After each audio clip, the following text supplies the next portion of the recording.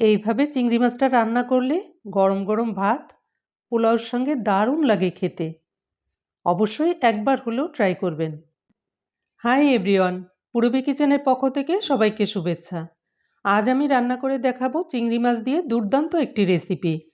অনেকভাবেই তো খেয়েছেন, এভাবে একবার খেয়ে দেখুন, ভীষণ মজার। তো চলুন রান্নাটি দেখে নিই।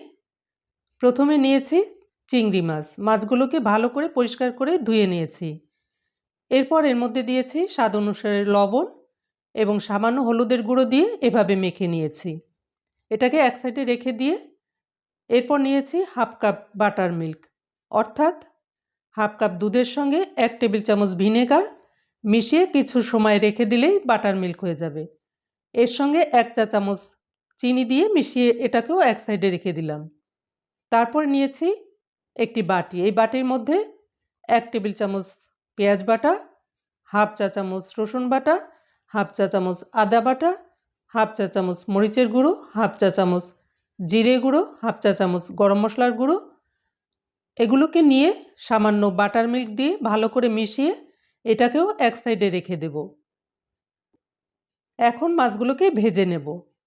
তার জন্য একটি ফ্রাই প্যানে 2 টেবিল চামচ তেল দিয়েছি। তেলটা গরম হলে এর মধ্যে মাছগুলোকে দিয়ে ভেজে নিতে হবে। এই সময় চুলার জালটাকে মিডিয়াম এবং লোয়ের মাঝামাঝি রাখতে হবে। মাছগুলোকে খুব বেশি সময় ধরে ভাজা যাবে না। এক সাইড 2 মিনিট করে ভেজে নিতে হবে। মোট 4 মিনিটেই ভাজা হয়ে যাবে। তারপরে তেল থেকে তুলে নিয়েছি।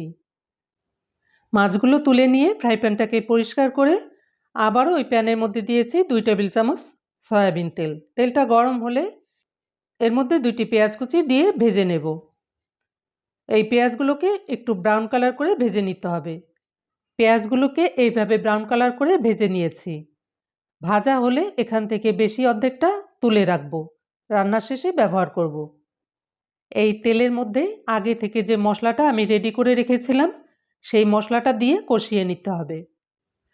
চুলার জালটাকে লো ফ্লেমে রেখে মশলাটাকে কষিয়ে নিতে হবে। যখন দেখবেন যে মশলা থেকে তেল ছেড়ে দিয়েছে তখন এর মধ্যে বাটার মিল্কটা দিয়ে দিতে হবে। এই মিল্কটা দিয়ে আবারও কিছু সময় কষিয়ে নিতে হবে। যখন এরকম ঘন হয়ে আসবে তখন এর মধ্যে ভাজা মাছগুলো দিয়ে দিতে হবে এবং এই মশলার সঙ্গে কিছু সময় ভেজে নিতে হবে। এ সময়ও কিন্তু চুলার জালটা বাড়ানো যাবে না, লো ফ্লেমেই এগুলোকে ভেজে নিতে হবে। হালকা হাতে এপিট ওপিট করে ভেজে নিতে হবে। এরপর মশলার বাটিটাকে ধুয়ে 1 বাটি পানি এর মধ্যে দিয়ে দিয়েছি আর দিয়েছি 3-4টে কাঁচা লঙ্কা। ঝাল এবং লবণটা আপনাদের স্বাদ অনুসারে দিবেন। তারপরে ভালো করে মশলার সঙ্গে মাছগুলোকে মিশিয়ে নিয়েছি। এভাবে একবার রান্না করে দেখুন, সবাই আঙুল চেটে পুটে খাবে, এত মজার। রান্নাটায় লবণ একটু কম মনে হয়েছিল, তাই একটুখানি লবণ দিয়ে দিয়েছি। তারপরে ঢেকে রান্না করে নেব। প্রায় 5-6 মিনিট রান্না করার পরে আমি ঢাকনাটা তুলে নিয়েছি। এই পর্যায়ে সেই পেঁয়াজ বেরেস্তা বা ভাজা পেঁয়াজগুলো দিয়ে দিয়েছি আর দিয়েছি হাফ চা চামচ বাটার।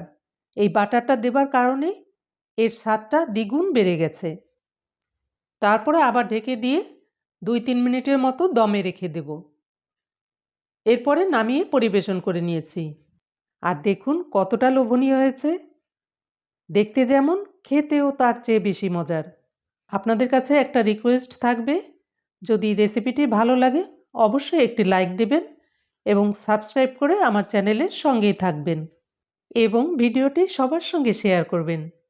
তাহলে এবার রাখছি, পরবর্তী রেসিপি দেখার আমন্ত্রণ জানিয়ে গুড বাই।